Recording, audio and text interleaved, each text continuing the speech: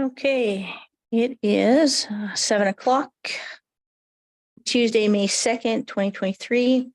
I'll call the regular town council meeting to order.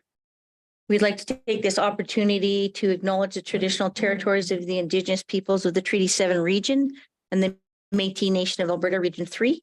We respect the histories, languages, and cultures of First Nations, Métis, Inuit, and all First Peoples of Canada whose presence continue to enrich our community.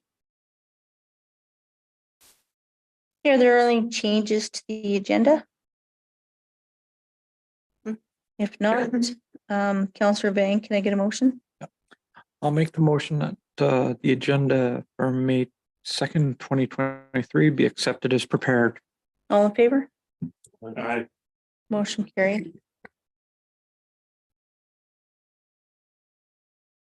Okay, minutes 3.1, April 18th, 2023, regular council meeting. Any changes to those minutes? If not, Council Brennan, can I get a motion? Sure. I move that the minutes of the April 18th, 2023 regular council meeting be accepted as presented. All in favor? Aye. And April 25th, 2023, special council meeting. Any changes? Okay, if not, Councillor Lambert, can I get a motion? Sure. I'll make the motion that we adopt the minutes of the April 25th, 2023 special council meeting as presented. All in favor? Aye. Motion carried. Item 4.1, Reality Bites update. Is there staff going to speak first, or are we going straight to Reality Bites? I can read the report if you want. Thank you, that'd be great. So for the past year, Reality Bites has identified and addressed ongoing issues and shortcomings with our IT service through in-depth discussions and the attention to areas of ongoing concern. Excuse me. The town has made significant steps forward in achieving a more reliable operational system that will meet our needs today and well into the future. Mr. Ashley Charles Bancroft Ewens is not here tonight, but I think we have Oliver and John to answer questions council may have. At the April 18th, 2023 council meeting, this item was deferred until May 2nd in order to discuss a 1-year versus 3-year term. Recommendation administration is still recommending that council approves a new 3-year contract with Reality Bites as per the attached document number 1 to ensure the continuity and enhanced effectiveness of our service through software and hardware upgrades and moving forward. This contract does align with the council approved operational 2023 budget. Great, thanks, Russ. Anything to add to that? To the report now, your worship. Yep. I see you made some of the changes that we wanted to see in there. Okay. Any questions from council? Through the chair, Yeah, go ahead. just thank you guys for showing up tonight and providing that information. The net revenue savings by a 3-year contract versus the 1-year contract is $41,000 to town. So it's nice to have metrics like that to actually put in the paper to show what we're signing for a 3-year contract. I also appreciated the 1%, 3%, and 6% interest things that you're not CPI that you guys put into that too also. So no, I do. My only question was I don't believe, assuming we had the lawyer review, but the information I have in here is all included nicely. Okay, great. Any other questions from council?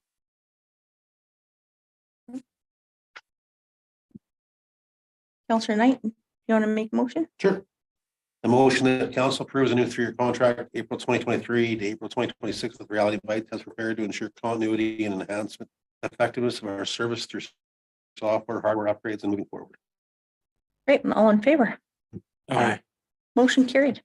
Thank you, guys. All right. Thank you very much. Thank you. Any other questions before we leave? Or? Nope, that's it. Lovely. Thank you very much. Don't try and draw it out. Have a beer.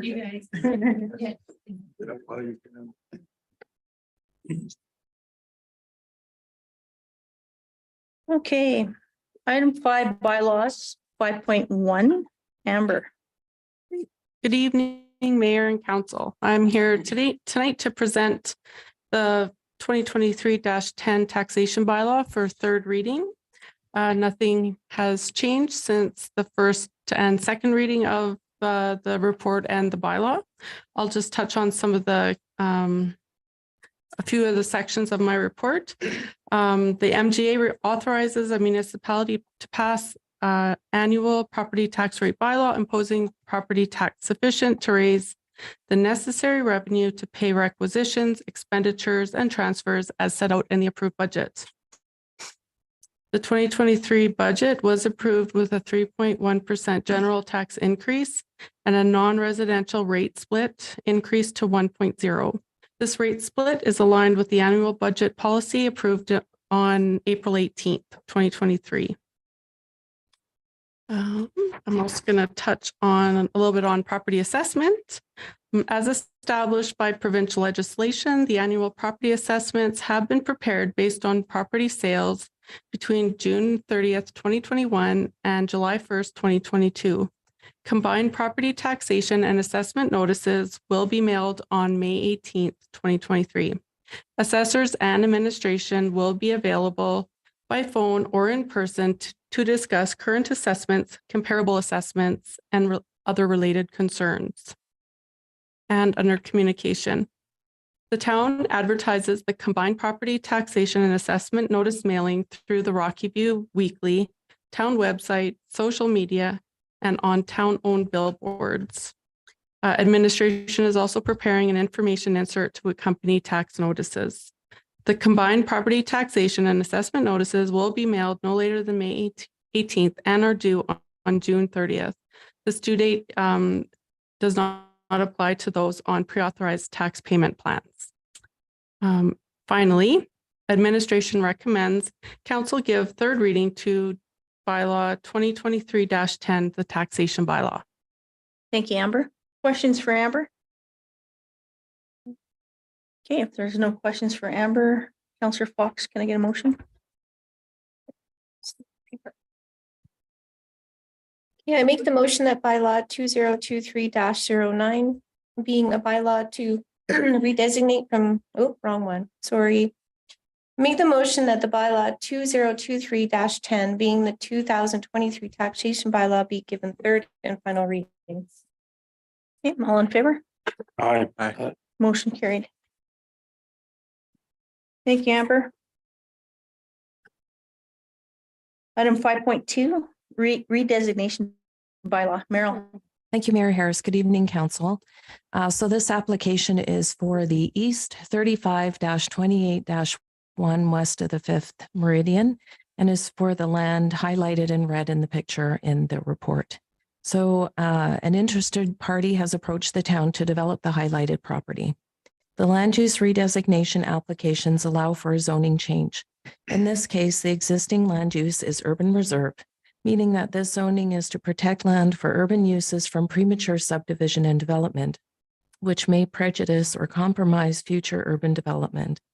Commercial industrial development is not permitted within this district and therefore rezoning, redesignation as we call it, is required. In speaking with the applicant and landowner, the suggested land use of light industrial and commercial district will align with their proposed development of auto dealer, body shop, equipment sales, and storage. The proposed use aligns with the current light industrial and commercial district land use regulations as a discretionary use, as well as aligning with the municipal development plan commercial policies for future development. The attached bylaw highlights the area subject to the land use redesignation. So there's two options before council this evening. One is that council give bylaw 2023-9 first reading and that a public hearing date be set for June 20th at 7 p.m. Or option two, that council does not give this bylaw first reading or set a public hearing. And the proposed motion would be that bylaw 2023 being a bylaw to redesignate from urban reserve to light industrial and commercial district of the lands legally described as E35-28-1 west of the 5th Meridian be given first reading and a public hearing date be set for June 20th, 2023 at 7 p.m.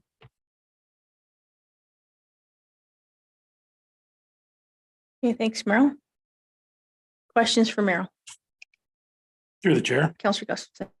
Meryl, do you know some history on this property? I know, it's been around for quite a while.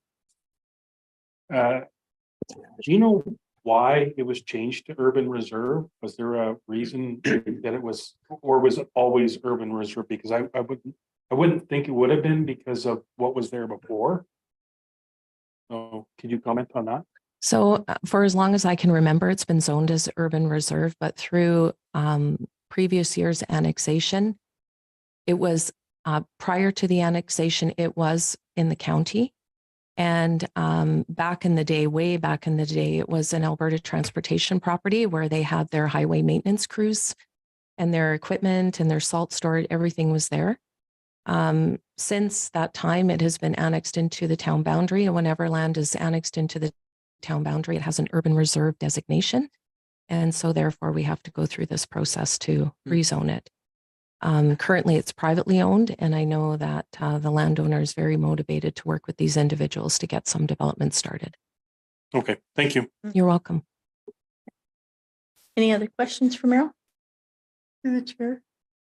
So we are talking like a used car lot or a dealership?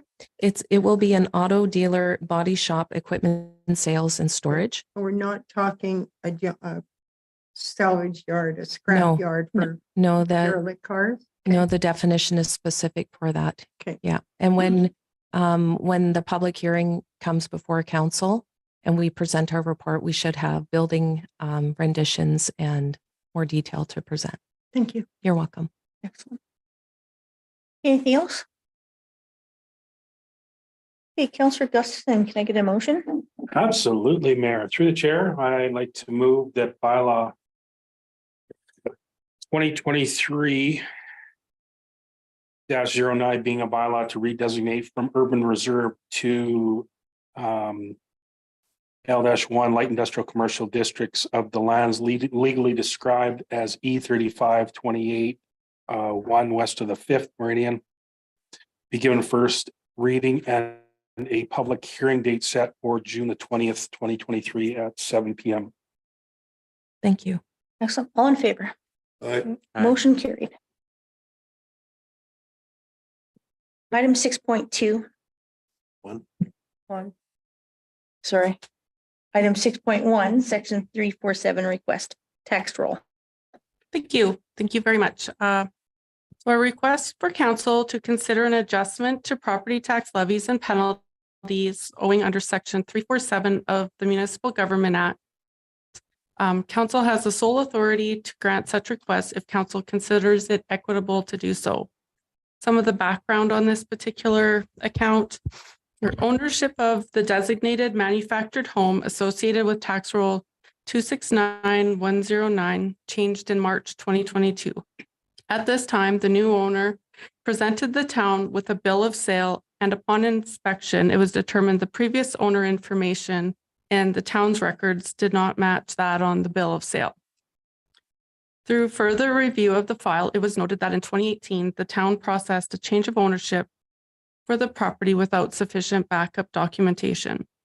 The alleged new owner had entered into a rent-to-own agreement, but at no point had ownership passed over to this individual. Since the town was billing an individual other than the registered owner, the property was not eligible for tax recovery or further collections through third-party collection agencies.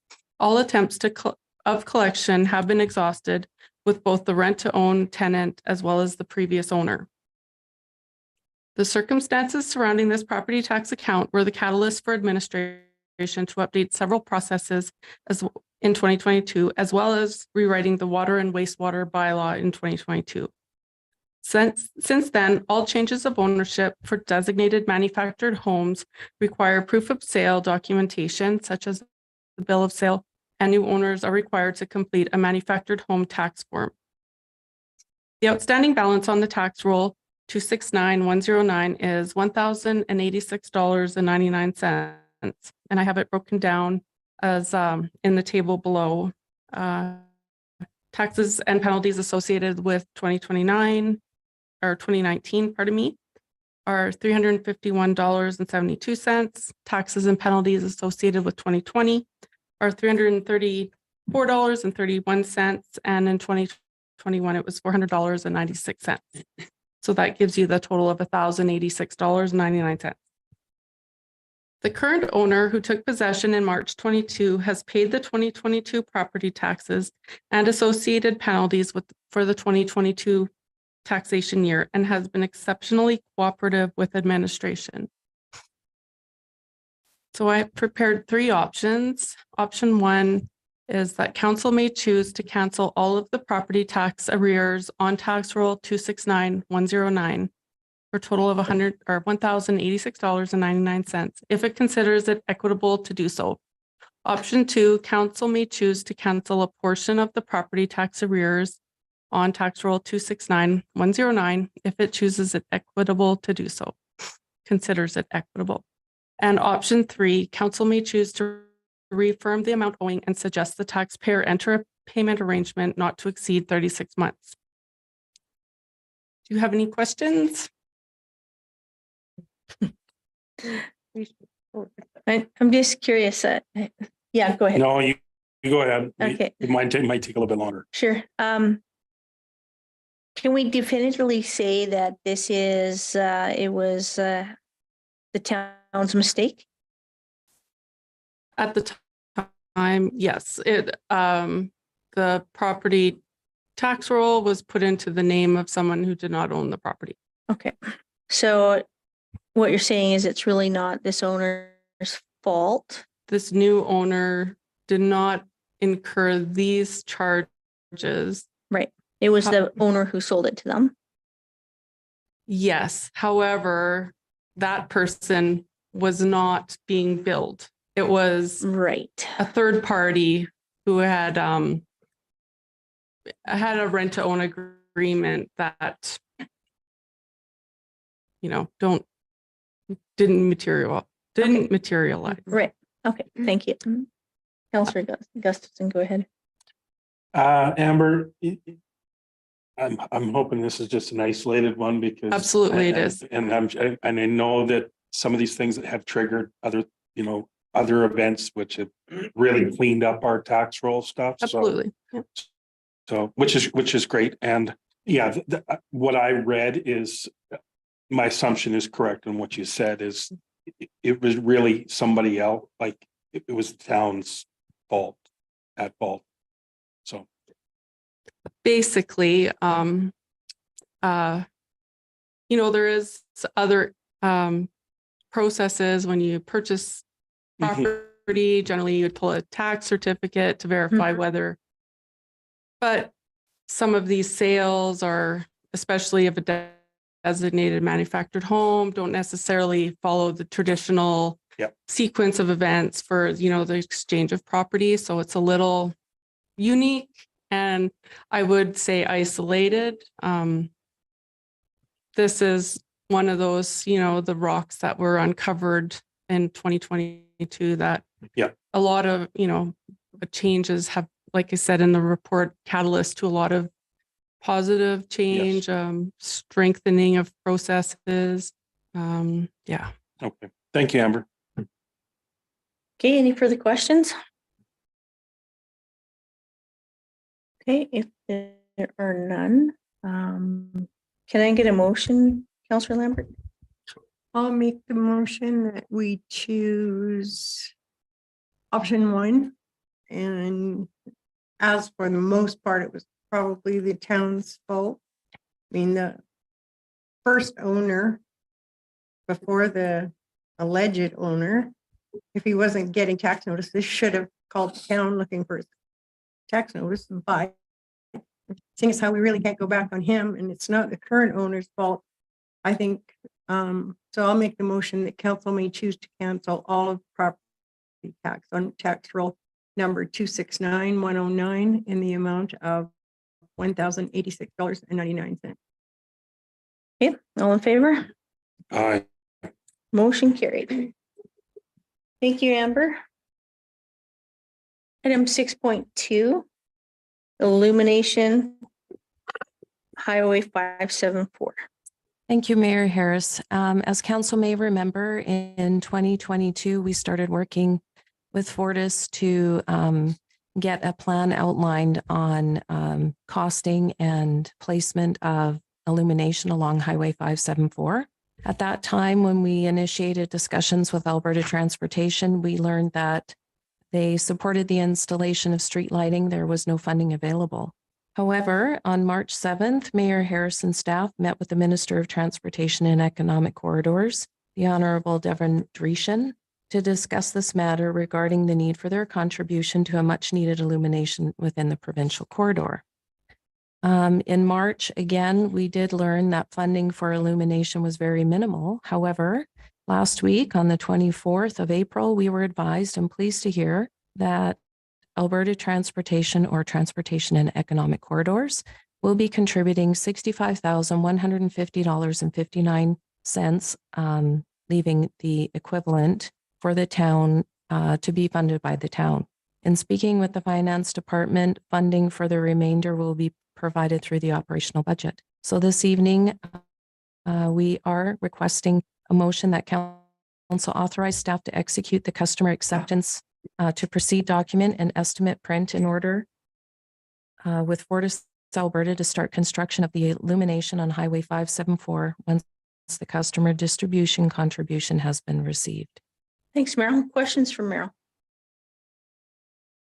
Councillor Gustafson. Through the chair. I noticed you mentioned money's going to come from the operational budget. Is that the best place to take it from, or can we amend the capital?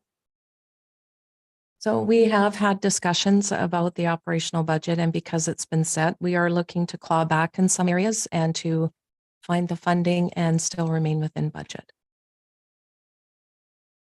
Go But ahead. Amber, These assets are not our assets.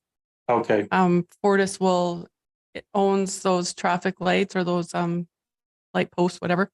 Yeah. So we can't fund it through capital because it's not our asset. okay, I should mention that once the construction is complete, they will be the property of a transportation and economic corridors. okay. Thank Yeah. you. Great. Clarification. yeah. Thank you. Yeah, I just wanted clarification too, just on how we were paying for it. So it wasn't budgeted for, we didn't pass it in the budget that we just did. No, we didn't, because we were hoping that transportation and economic corridors would pay the full amount as it's within their right of way and jurisdiction. Mm-hmm. However, that was not the case. Right. So you're just going to pare back on some other projects or prioritize, or? Yeah. Okay. I guess we'll see what that's going to look like.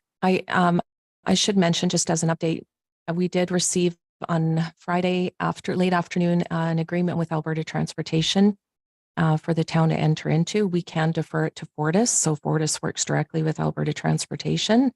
The document speaks to the responsibilities and funding and those sorts of things. However, because an election has been called, Alberta Transportation Economic Corridors cannot sign until the election is over. That's right. So it's delayed until the end of the month anyway, but we can still proceed with Fortis. Go ahead. I just have one more comment. You're going to kind of claw back, you said, on a couple other things. Can we just get an update here in where you think you can by the next meeting? Sure. Okay. Good. I Yeah. was thinking that too. Okay. Yeah. Yeah. Okay. And just to make sure that it aligns with council's, wishes, because we did pass that budget already, so. That's right. Yeah. Yeah, we don't want something deferred that is important. Yes. And We'll I'm make sure, sure. I'm sure your judgment will work too. We'll make sure that there's not an impact to a critical area. Yes, thank you. Excellent. All right, then. Any other questions? If there's no further questions, Councillor Knight, can I get a motion? I motion the council authorize staff to execute the customer acceptance to proceed document and an estimate print in order for Fortis Alberta to start construction of the illumination of Highway 574 once the customer distribution contribution has been received. Okay, all in favor? Aye. Motion carried. Okay. We're down to mayor and council business. So I've been with some of our council committee here doing CAO interviews, and I attended the rec board meeting last night. And we chatted about doing a review and assessment of the recreation needs assessment and prioritizing the different levels that staff provided us with and the guidelines to go with. So council shortly should see what those recommendations to council are. And I believe the recommendation from council will be, or the rec board will be coming back to council once that's complete.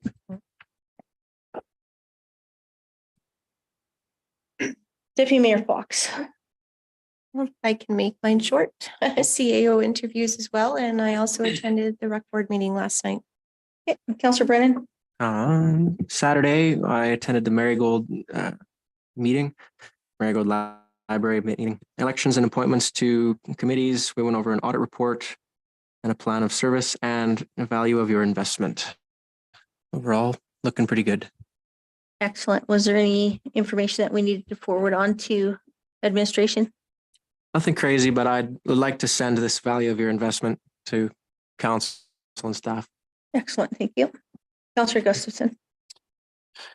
As well, CAO interviews, and last week we had a Rockview Foundation meeting that we enjoyed at our Cochrane Lodge.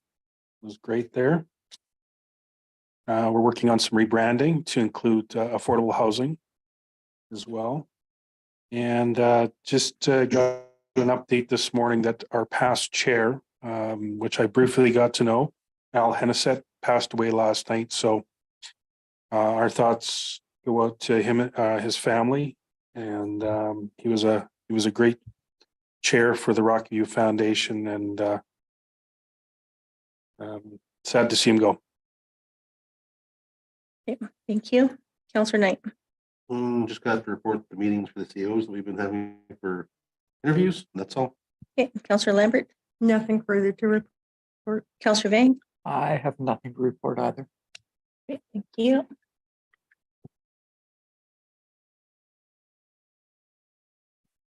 Okay, Councillor Vang, can I get a motion to accept mayor and council business? Yes. I will make the motion that mayor and council business be accepted as presented. All in favor? Aye. Motion carried. Okay, CEO update. Anybody answer any questions on that one? Okay. I got one through the chair, which actually Russ, you should be able to answer. Is our new fire chief going to attend one of our council meetings so he can be introduced to council? Well, I know he's coming this weekend to attend some training the fire department is doing. He's still working full time in Crow's Nest Pass. So I can see if he's available for the 18th council meeting. I just don't know if he'll be able to make that work with his work schedule. So but he will be starting on the 23rd of May. So we'll definitely have him there for the first Even meeting in after June. start date, yeah, Yeah. just so we know who it is. Yeah. Thanks. Okay, any further questions on the CAO update?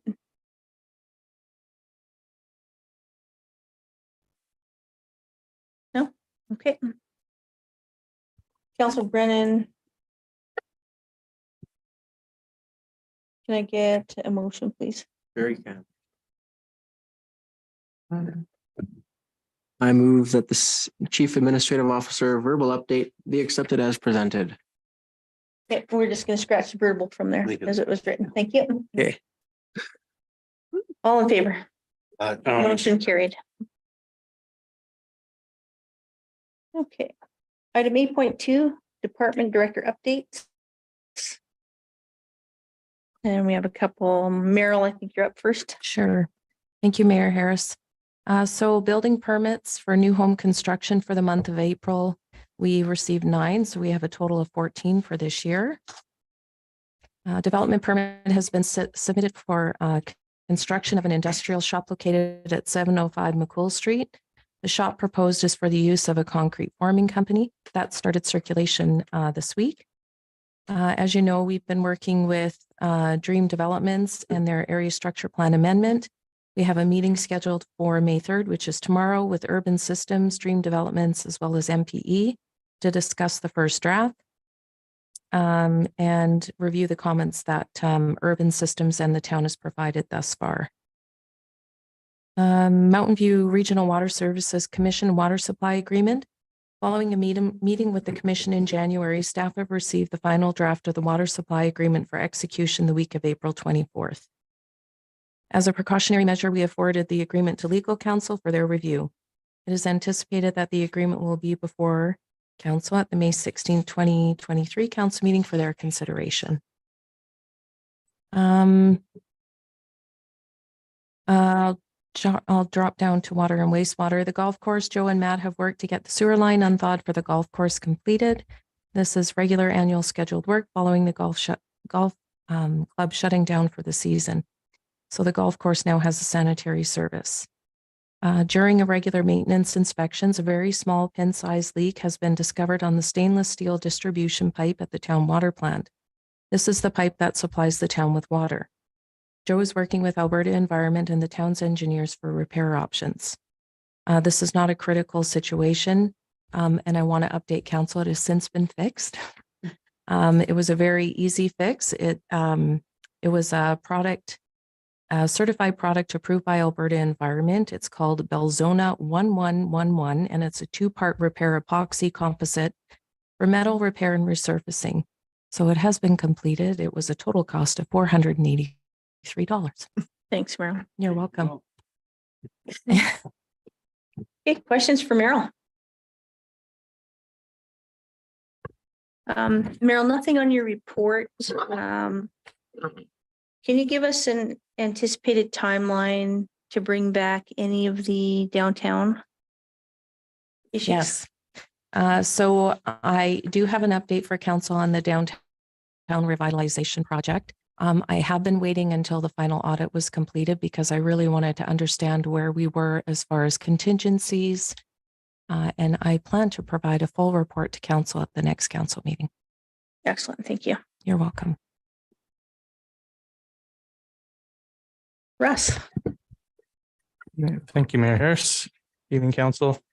My apologies for the verbal update tonight. I missed the deadline to get reports in, but I do have some information to update you on. So with the arena,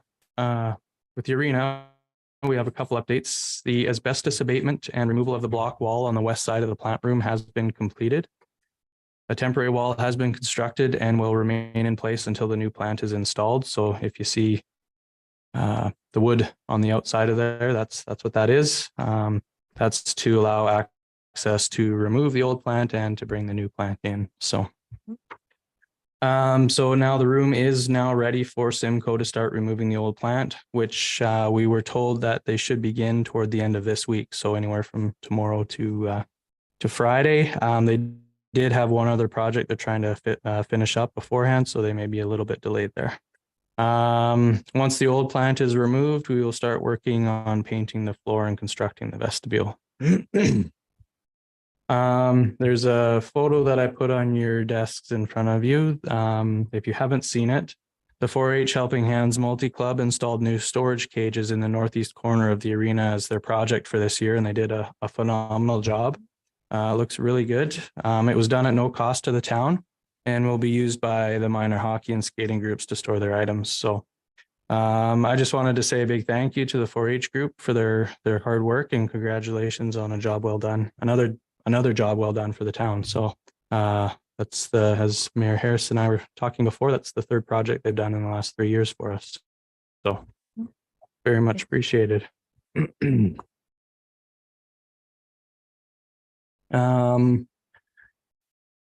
As Mayor Harris and Deputy Mayor Fox noted, there was a recreation board meeting last night. I attended it. The curling club was there. They attended to clarify some information from their previous grant application and again ask for funds to help keep their programs going as their original application had been I guess deferred. Their end goal of all the programs that they're doing there is to eventually get the ice plant repaired and bring curling back to town.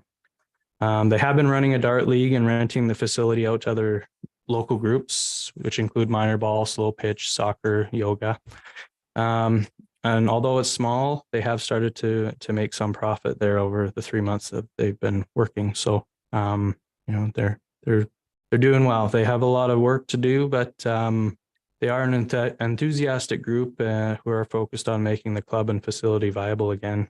Administration will be offering assistance to them to help them try and build. So hopefully they can keep the traction going. The Recreation Board did make a motion to fund the curling club $4,500 to help cover a portion of their insurance costs, with the stipulation that this will be the last time the Recreation Board will provide funds for that purpose. They'd like to see more toward the recreation programming end of things. With that recommendation, I guess we would be needing a motion from council to accept that recommendation from the Recreation Board. So Yeah, I think so. Counselor Fox, do you want to? Ms. Allen? Okay, I'll make the motion that council accept the $4,500 that was given to the curling rink, yeah, right? the curling club. On Okay. behalf of the rec, on behalf of the rec board. Is that good? Lindsay, is that okay? Mhm. All right, Okay. all in favor? Aye. Motion carried. Thank you. Thanks, Russ. Thank you very much. And I just have two other real quick things here. As Mayor Harris noted, the rec board is taking a look at the Parks and Recreation Needs Assessment and going to be providing a list of what they feel are priorities for the community for council to consider in future budgeting. They are supposed to have that information to administration by Monday, May 15th. So following that, we'll compile all that information, give it back to the rec board one more time to just make sure that's what they're looking for, and then it'll come to council. So I'm anticipating the first meeting in June. You should see that. And then just quickly, Kevin Brinson has been working with Kimber to learn the Parks and Facilities Supervisor role that he's taking over while she's away on maternity leave. Her last day with us is May 5th, so Friday. And fire chief interviews have been completed, and I am pleased to announce that Bill Messner has accepted the position and will officially start on Tuesday, May 23rd. He brings a wealth of knowledge and experience and has worked in a variety of different fire halls from paid on call like ours to full-time. And he is coming to us as the current full-time deputy chief in the Crow's Nest Pass. So looking forward to getting him here on board and get going. Excellent. Thanks, Russ. I don't have any questions, but just comment. I am going to mirror what you said about the 4-H Helping Hands. They're incredible community assets for Crossfield. They've done a wonderful job for us over the last few years, and I imagine that they will continue to do so. So, you know, it takes a lot of effort between, you know, the parents and the kids and their partners that help them funding these projects for the community. So big shout out to them. And another shout out to like Kevin Brinson will be a really good asset for our parks team. He comes with lots of experience and he's just really an all around good guy. So good pick. Questions for Russ or comments? Nope. Okay, no. Okay. Yep. Through the chair, I'll make a motion that the department director updates be accepted as presented. All in favor? Aye. Motion carried. Okay, correspondence 9.1 2023 new local business report. Any questions or comments on the correspondence? Councillor Knight, can I get a motion? Motion that the information under correspondence be filed for information. All in favor? Aye.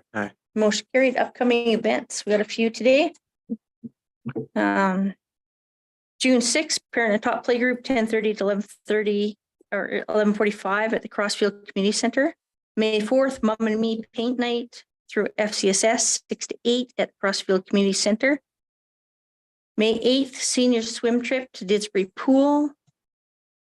Bus departs at 12:15, swim is from 1 to 2:30 and arrives back in Crossfield around 3:15. This is a free but registered event. May 11th, Crossfield Interagency Meeting from 12 to 1:15 at the Crossfield Community Center Room.